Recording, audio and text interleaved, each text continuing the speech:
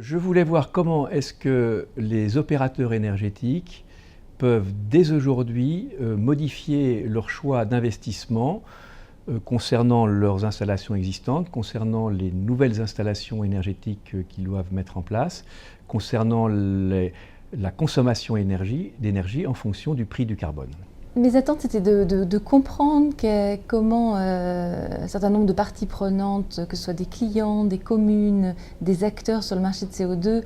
percevaient cette question du prix du carbone. J'ai trouvé ça extrêmement intéressant de voir la prise de conscience de toutes les parties prenantes sur la problématique du carbone et de voir comment tous autour de l'atelier, autour de la table, avaient déjà imaginé un certain nombre d'actions qui avaient vocation à réduire les émissions de carbone à l'avenir. Je pense que Christian de Pertuis a bien résumé le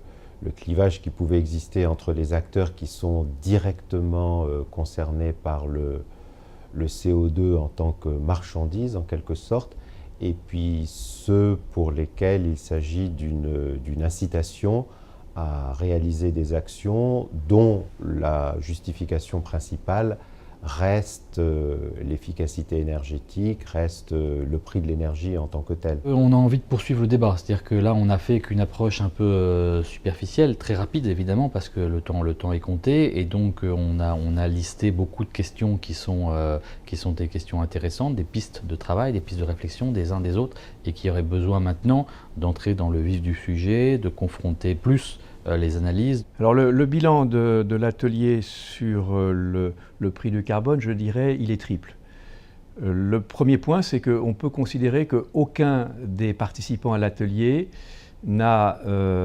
imaginé un seul instant qu'il pouvait prendre des décisions sans tenir compte d'un prix du carbone. Et donc le prix du carbone modifie les choix que font les acteurs du système énergétique. Le deuxième point, c'est que aujourd'hui, le prix du carbone n'est pas suffisamment installé dans le système économique pour que les investissements soient totalement modifiés, radicalement différents de ce qu'ils étaient hier. Troisième point, c'est que pour que le prix du carbone donne toute sa mesure, il y a un certain nombre de conditions complémentaires à respecter, notamment des conditions en matière d'organisation des filières, en matière de gouvernance, en matière de réglementation. Je pense que ce type de confrontation d'idées est toujours très intéressant. Ça permet de tester ses propres idées et soit de les conforter et de leur donner un caractère beaucoup plus concret compte tenu des expériences des autres, soit au contraire